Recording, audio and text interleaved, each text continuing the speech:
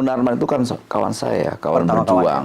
Kawan berjuang itu kan nggak mesti harus sama dukungannya, nggak harus sama juga organisasinya, nggak mesti juga sama keimananannya. Kita semua beda, semua pilihan politik beda, agamanya beda, semua beda. Nah, Munarman selama ini kan berjuang soal demokrasi dan sebagainya. Beliau juga waktu 98 juga berjuang bagaimana ngelawan kekuatan Orde Baru dan sebagainya, rezim tiran itu. Saya nggak akan pernah bisa lah ya, atau rela ketika di luar sana Munarman dinarasikan hukuman mati. Saya nggak bisa, apalagi menarasikan inilah bajingan-bajingan semua nih, bangsat semua ini. Saya tidak akan pernah membiarkan mereka bersorak-sorai atau hore, kemudian mereka berglorifikasi, ngelihat sahabat saya ditangkap, kemudian mau dihukum mati, dihukum dan sebagainya. Saya nggak akan pernah biarkan itu. Itulah bentuk komitmen saya terhadap demokrasi dan perbedaan. Soal dukungan itu persoalan lain. Tapi yang paling penting, Munarman punya kontribusi besar terhadap proses demokrasi. Nah, untuk menguji berkawan itu tidak dengan slogan, dengan tindakan. Dan saya melakukan hal itu. Saya buktikan, saya berkawan dengan Munarman. Walaupun dulu orang kan menganggap bahwa ini hanya kepura-puraan. Iya. Saya buktikan.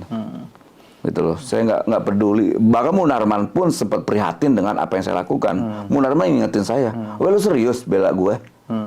Well, jangan, well, tanya. Tapi saya bilang saya nggak peduli. Munarman yang ngalang-ngalangin saya untuk membela dia. Justru saya dilang-ngalangin, yang ngalang-ngalangin saya membela Munarman ya Munarman sendiri. Ya. Itu harus diketahui tuh.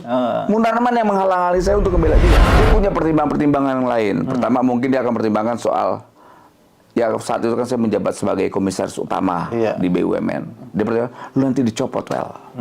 Kemudian dia mempertimbangkan, well, karir politik lu masih panjang. Kemudian dia juga kasihan dampak ke anak keluarga lu, lantas organisasimu yang kau pimpin. Saya bilang saya nggak peduli. Saya nggak peduli. Saya tidak akan pernah membiarkan kawan saya di depan rute. Dan alhamdulillah ya setelah saya ngebela Munarman, tidak ada satupun orang yang mau berteman dengan saya. Alhamdulillah, saya dapat medali itu.